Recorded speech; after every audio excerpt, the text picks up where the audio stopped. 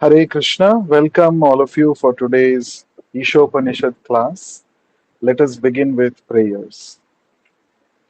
Nama Om Vishnu Padaya Krishna Presthaya Bhutale Srimate Bhakti Vedanta Swamin Niti Namine Namaste Saraswate Deve Gauravani Pracharine Nirvishesha Shunyavadi Paschatya Deshatarine Jaya Shri Krishna Chaitanya Prabhu Nityananda Shri Advaita Gadadhara Srivasadi Gaura Bhakta Vrinda Hare Krishna Krishna Krishna Hare Hare Hare Rama Rama Rama Hare Hare.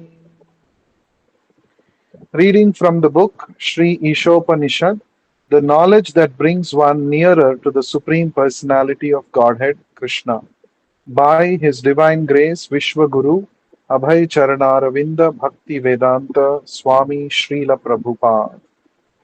Mantra 17. Vayur anilam amritam adhedam bhasmantam shariram Om Krato Smara Kritam Smara Krato Smara Kritam Smara. Translation and purport by Vishwaguru Srila Prabhupada. Translation. Let this temporary body be burnt to ashes, and let the air of life be merged with the totality of air. Now, O my Lord, please remember all my sacrifices, and because you are the ultimate beneficiary, please remember all that I have done for you.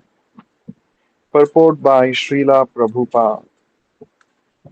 We will continue to read from the point we left yesterday. As we have learned from previous mantras, the Brahma Jyoti emanating from the transcendental body of the Lord is full of spiritual sparks that are individual entities with the full sense of existence. Sometimes these living entities want to enjoy their senses, and therefore they are placed in the material world to become false lords under the dictation of the senses. The desire for lordship is the material disease of the living entity, of the living being, for under the spell of sense enjoyment, he transmigrates from the various bodies, through the various bodies manifested in the material world. Becoming one with the Brahma Jyoti does not represent material knowledge. Sorry. Becoming one with the Brahma Jyoti does not represent mature knowledge. Only by surrendering unto the Lord completely and developing one's sense of spiritual service does one reach the highest perfectional stage. In this mantra, the living entity prays to enter the spiritual kingdom of God after relinquishing his material body and material air. The devotee prays to the Lord to remember his activities and the sacrifices he has performed before his material body is turned into ashes. He makes this prayer at the time of death with full consciousness of his past deeds and of the ultimate goal. One who is completely under the rule of material nature remembers the heinous activities he performed during the existence of his material body, and consequently he gets another material body after death. The Bhagavad Gita, chapter 8, verse 6, confirms this truth. Yam yam vapi smaran bhavam tyajatyante kalevaram tam tamevaiti kaunteya sada tadbhava bhavitaha. Whatever state of being one remembers when he quits his body, O son of Kunti, that state he will attain without fail. Thus, the mind carries the living entity's propensities into the next life. Unlike the simple animals who have no developed mind, the dying human being can remember the activities of his life like dreams at night. Therefore, his mind remains surcharged with material desires, and consequently, he cannot enter into the spiritual kingdom with a spiritual body. The devotees, however, develop a sense of love for Godhead by practicing devotional service to the Lord. Even if at the time of death a devotee does not remember his service to the Lord does not forget him. This prayer is given to remind the Lord of the devotee's sacrifices, but even if there is no such reminder, the Lord does not forget the service rendered by his pure devotee. The Lord clearly describes his intimate relationship with his devotees in the Bhagavad Gita, chapter 9, verses 30 to 34. Even if one commits the most abominable action, if he is engaged in devotional service, he is to be considered saintly because he is properly situated in his determination. He quickly attains, he quickly becomes righteous and attains lasting peace. O son of Kunti, declare it boldly that my devotee never perishes.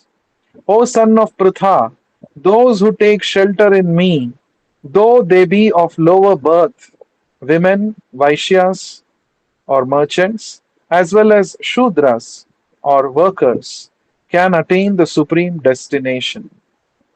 How much more this is so of the righteous Brahmanas, the devotees, and the saintly kings. Therefore, having come to this temporary miserable world, engage in loving service unto me. Engage your mind always in thinking of me, become my devotee, offer obeisances to me, and worship me. Being completely absorbed in me, surely you will come to me.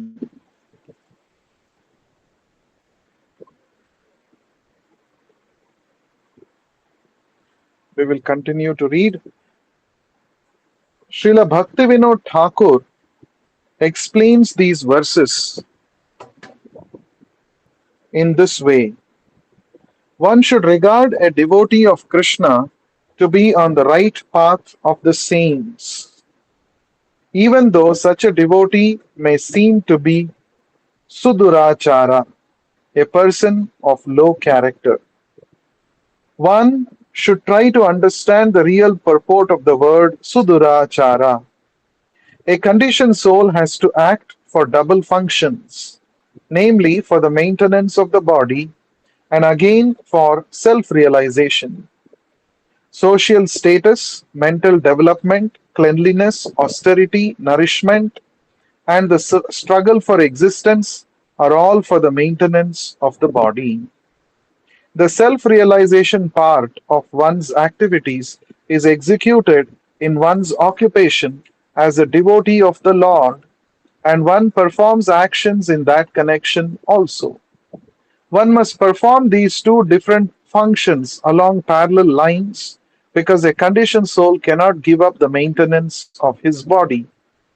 The proportion of activities for maintenance of the body decreases, however, in proportion to the increase in devotional service. As long as the proportion of devotional service does not come to the right point, there is a chance for an occasional exhibition of worldliness. But it should be noted that such worldliness cannot continue for long because, by the grace of the Lord, such imperfections will come to an end very shortly. Therefore, the path of devotional service is the only right path. If one is on the right path, even an occasional occurrence of worldliness does not hamper one in the advancement of self realization. The facilities of devotional service are denied. The facilities of devotional service are denied the impersonalists because they are attached to the Brahma Jyoti feature of the Lord. As suggested in the previous mantras, they cannot penetrate the Brahma Jyoti because they do not believe in the personality of Godhead. Their business is mostly word jugglery and mental speculation. Consequently, the impersonalists pursue a fruitless labor as confirmed in the 12th chapter of the Bhagavad Gita, chapter 12, verse 5. We will continue to read in the next session and we will discuss now the points that we have read so far. So we are discussing mantra 17 of Sri Ishopanishad, and this mantra 17 is all about how a devotee prepares himself to quit his body and go back to the spiritual world. At the time of death, a devotee is supposed to remember the Supreme Lord. Ante Narayana Smritihi. Only then one is guaranteed of going back home, back to Godhead. But as we discussed yesterday, in case a devotee is not able to remember the Lord or the service to the Lord at the time of death, the Lord surely remembers all that the devotee has done throughout his life, and he will take him back to Godhead. So that is what is explained here. Prabhupada writes, even if at the time of death a devotee does not remember his service to the Lord does not forget him. So the Lord is very, very grateful even to a small amount of devotional service that a devotee renders to him. Swalpamapi asya dharmasya trayate mahato bhayat. So, even a slight endeavor in devotional service can save one from the greatest kind of fear. So, even if the devotee does not remember, the Lord will not forget. This is very important. So, the Lord remembers each and every service that the devotee has done during his lifetime. Right? So, here Prabhupada continues, this prayer is given to remind the Lord of the devotee's sacrifices, but even if there is no such reminder, the Lord does not forget the service rendered by his pure devotee. So we don't have to remind the Lord, but the Lord remembers our service, provided we have done it with a selfless attitude under the guidance of a pure devotee, spiritual master. So, any devotee who has rendered service to the Lord can be rest assured that my activities that I am doing, devotional activities, they are observed by the Lord, they are noted by the Lord, and it is not in vain. Therefore, even a small, insignificant devotional service that we are doing, we should do with utmost love and devotion. When we are chanting the Lord's holy name, we should call out the Lord's name with feeling of love and devotion, with a feeling of helplessness. We should not do it mechanically. We should not do it as a matter of, routine work. Actually, what the Lord enjoys is our bhava grahi janardana. The Lord enjoys our feeling of dependence on Him, our genuine feeling of love and devotion, surrender to Him. It is this attitude of feeling, genuine feeling, that the Lord gets attracted towards. Just like Ajamila, he chanted the holy name of the Lord helplessly. So the Lord considered his chanting to be Nama Bhasa chanting. Even though he was not referring to the Lord, he chanted the name of Narayana because the Lord gave him the remembrance of Narayana. All along his life, he had been chanting the name of Narayana to refer to his son. So he had become very attached to that name. So at the time of death, naturally, when he saw the Yamadutas in front of him, he called out the Lord's name in an utter state of helplessness.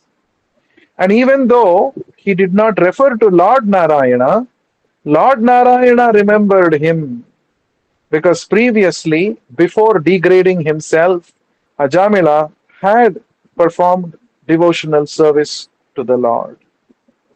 So therefore, the Lord remembered Ajamila at the time of his death, even though Ajamila did not remember the Lord. Just because he chanted the name Narayana, the Lord immediately sent his dutas, his messengers, to send away the Yamadutas and protect the dying Ajamila. And thus Ajamila was given a second chance to revive and reform himself and come to the stage of pure devotional service. This is an example for the causeless mercy of the Lord. This is an example for the fact that even a slight amount of devotional service that a devotee performs will be noted by the Lord, and the Lord will surely reward the devotee accordingly. So we should not have any doubt. Oh, I am chanting Hare Krishna mantra, I am rendering some service. Is the Lord really conscious? We should not have a pinch of doubt in this connection. Yes, the Lord is constantly observing. He is right there in our heart, and He knows our sincere feelings, and He will note it, and He will help us at the right time. So, another important point that Srila Prabhupada mentions is Prabhupada is quoting the last five shlokas from the ninth chapter of the Bhagavad Gita. The ninth chapter of the Bhagavad Gita is called the most confidential knowledge. And here, Prabhupada is quoting these last five verses, and Prabhupada is talking about the intimate relationship of the Lord with his devotees. So, here, the verses that are quoted, verses 30 to 34. Api chetsu duracharo bhajate mam ananya bhak sadhureva samantavyaha samyak vyavasito hi saha. The Lord is saying, even if one commits the most abominable action, if he is engaged in devotional service, he is to be considered saintly because he is properly situated in his determination. So, very important. So, because of our past conditioning, we may commit sinful activities even while engaging in devotional service because of our past conditioning. But Krishna is so merciful that as long as we continue to render devotional service to the Lord overlooks such accidental fall downs which are caused because of one's past conditioning. As long as we are continuing to sincerely endeavor with determination to serve the Lord. That is very important. And Krishna is saying that such a person should be considered a sadhu, even though he is committing abominable actions. Of course, this is not a license for us to say that, oh, anyway, Krishna has said like this, I will continue to commit sinful activities, and side by side, I will also continue to chant Hare Krishna, I will render devotional service. No, it is not about intentionally committed sinful activities. It is not about such activities that Krishna is talking about. It is about accidentally committed sinful activities because of our past conditioning. Such things Krishna forgives.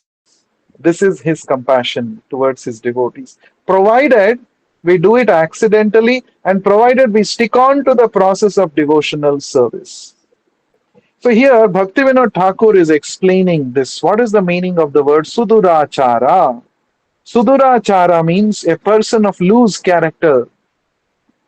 So, Bhaktivinoda Thakur is explaining how to understand this instruction of the Lord, that even if a devotee is engaged in Sudurachara activities, sinful activities, still he should be considered saintly. Why? So Bhaktivinoda Thakur is explaining this. In our conditioned state of existence, we perform two kinds of activities. One kind of activities is pertaining to the maintenance of our body, right? Uh, like, uh, our social duties, uh, the struggle for existence, all these activities. These are all meant for maintenance of our body. Another kind of activity that we engage in after we come in touch with a pure devotee spiritual master are the activities of self realization connected with Krishna consciousness.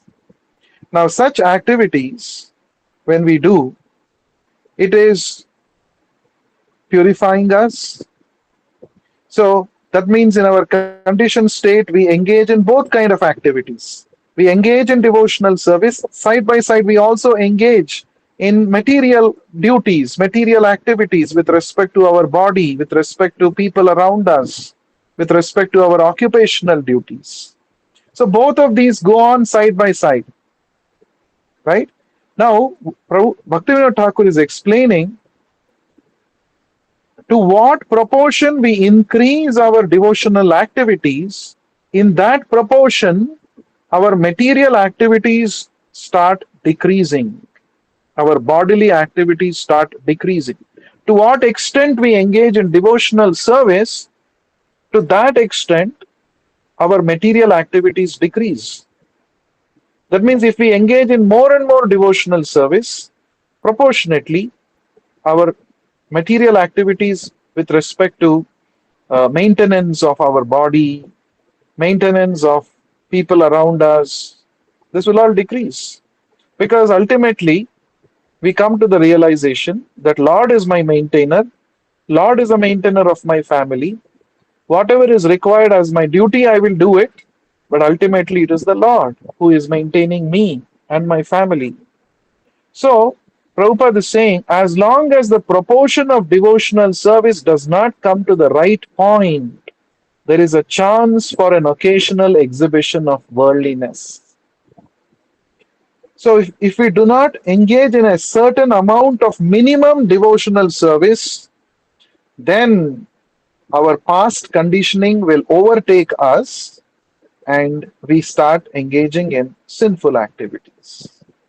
So, why should we chant Hare Krishna Mahamantra every day? Why should we engage in hearing Bhagavatam every day? Why should we read, study Srila Prabhupada books every day? Why should we engage in devotional service every day?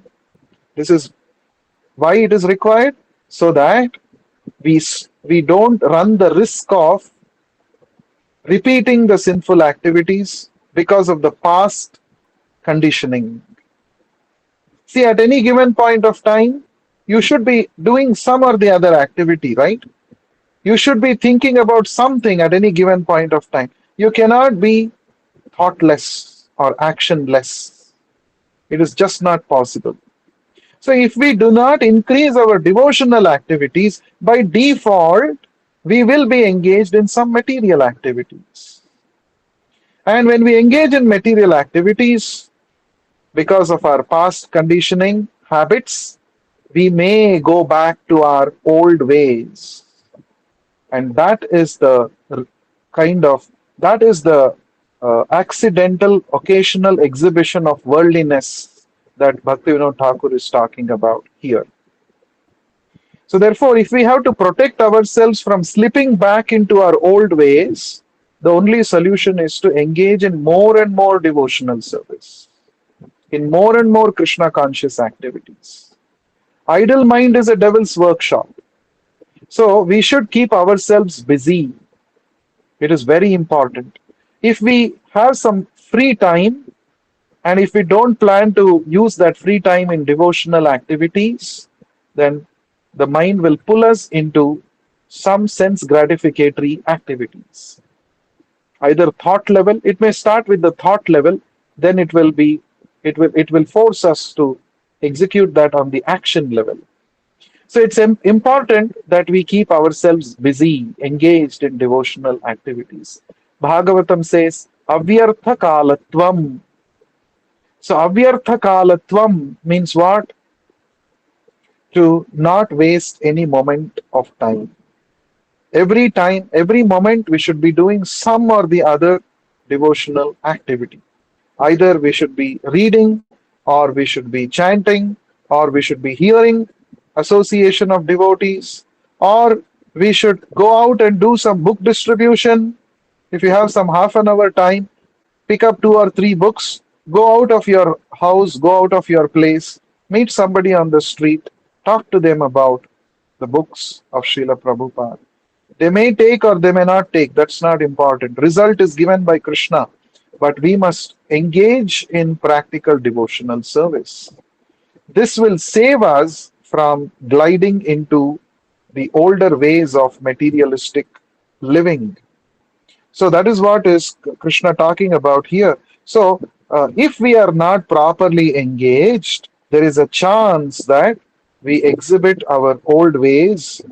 And this is what Krishna says. Even if such a person is my devotee and he is occasionally falling down from his standards, as long as he is engaged in devotional service with determination, he must be considered saintly. So Krishna has so much tolerance, so much compassion upon us, isn't it? So Prabhupada, Bhaktivinoda Thakur continues, but it should be noted that such worldliness cannot continue for long, because by the grace of the Lord, such imperfections will come to an end very shortly. Kshipram bhavati dharmatma. Krishna says, Kshipram, very soon a devotee will be able to overcome the conditioning of his past habits because the process of devotional service is very, very purifying. It's very powerful. So, all that we must do is we should continue to endeavor with determination and continue to engage in devotional service. Then, very quickly, by the Lord's mercy, we will be able to overcome the effects of our past conditioning and we will be situated on a firm standing, firm ground of Krishna consciousness. That is what Krishna is talking about here. That means when we engage in devotional service to the Lord keeps observing us, the Lord forgives our faults if it is done unintentionally because of past conditioning. And the Lord also guides us, He helps us become free from the sinful tendencies. Therefore, the Lord is very active in the lives of His devotees. And by the grace of the Lord, such imperfections will come to an end very shortly. Therefore, the path of devotional service is the only right path. So, Krishna says, one who is engaged in my devotional service, O son of Kunti, declare it boldly to the world that such a devotee shall never perish. Right? Krishna personally protects his devotees. Whereas this kind of a personal protection is not available for a karmi, jnani, or a yogi. Karmi, jnani, and yogi, they're all dependent on their own personal strength and ability. Whereas a devotee, even if he has imperfections, even if he has weakness, if he continues to render devotional service according to the guidance of a bona fide spiritual master, Krishna will personally intervene and protect the devotee from fall down. That is why in the Bhagavatam, Narad Muni says, a devotee may fall down because of immature behavior or immaturity in devotional service, but his falling down and a karmi's falling down are not one and the same. A karmi falls down from his position and he is left high and dry because there is no personal protection by the Lord. Whereas a devotee, even if he accidentally falls down, the Lord will remind him, again he will come back, again he will get up and progress towards devotional service. The Lord personally protects. That's why Kaunteya pratijanihi name bhakta pranashyati. O Kaunteya, son of Kunti, declare it boldly to the world that my devotee shall never perish. So the Lord personally protects. So, and Krishna says, even if somebody is born in a low birth, according to material considerations, if somebody is not in a very high position, suppose somebody is a woman, according to material standards, according to the Vedic standards, women, they are not engaged in performing yajna, they are not great scholars generally, so they may not have the necessary realization. So even if somebody is a woman or somebody is a merchant, Vaishya, who is simply involved in only material transactions every day, or if somebody is a worker, Shudra, who is always laboring hard for gaining his daily bread, Even for such a person, if he is engaged in my devotional service, Krishna says, even such a person can attain the supreme destination. So nobody is barred from devotional service, right? There are no material considerations. This is the greatness of the Bhagavata process. The difference between the Vaidika process and the Bhagavata process is that in the Vaidika process, all these designative disqualifications are taken very seriously. Oh, you are a woman, or you cannot study the Vedas. Oh, you cannot attain self realization. You cannot perform yajna. You cannot undergo purificatory rituals. You are a Shudra, you are a Vaishya. Oh, you cannot do all these purificatory rituals. You cannot undergo. So these are all the designative disqualifications are considered very seriously in the conventional Vedic process. But in the Bhagavata process, the process of Krishna consciousness, the designative disqualifications are not at all considered seriously. For that matter, the topmost devotees of the Lord are women, the gopis of Vrindavan. They were all women. They are considered the topmost devotees of the Lord. Here, the designative disqualifications are not considered seriously. If a person engages in devotional service with, with seriousness, with sincerity, the Lord awards the supreme destination despite their designative disqualifications. That is what Krishna is saying here. That means how much the Lord loves his devotees.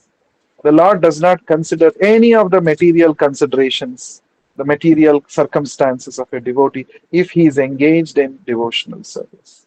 That means devotional service supersedes all material circumstances. That is what Krishna is saying. So, and finally, the Lord concludes this chapter of the ninth chapter by saying, Man mana bhava mad bhakto madhyaji mam namaskuru. That is why you should engage in these four activities. Think of me, become my devotee, worship me, and offer your respects to me. And if you become completely absorbed in me, surely you will come back to me. Krishna is assuring. So it is very reassuring, isn't it?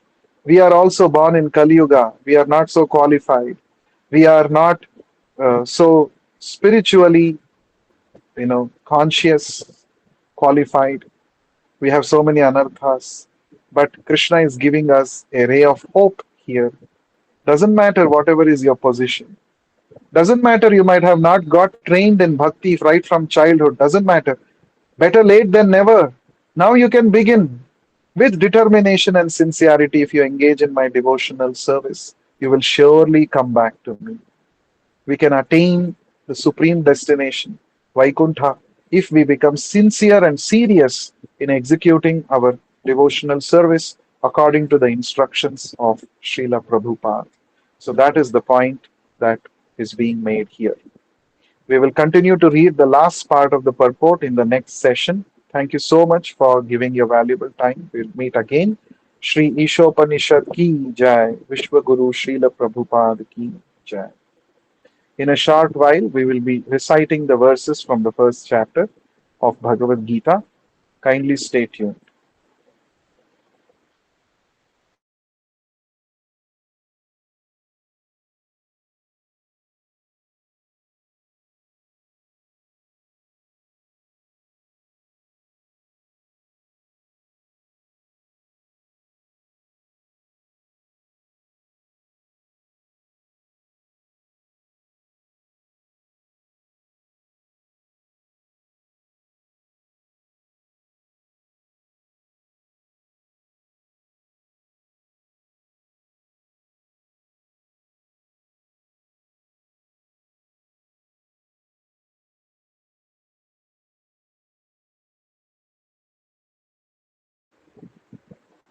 Hare Krishna.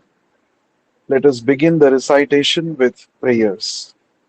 Nama Om Vishnu Padaya Krishna Preshthaya Bhutale Srimate Bhakti Vedanta Swamin Niti Namine Namaste Saraswate Deve Gauravani Pracharine निर्विशेष शून्यवादी पाश्चात्य देश तारिणे जय श्री कृष्ण चैतन्य प्रभु नित्यानंद श्री अद्वैत गदाधरा श्रीवासादि गौर भक्त वृंद हरे कृष्ण कृष्ण कृष्ण हरे हरे हरे राम राम राम हरे हरे.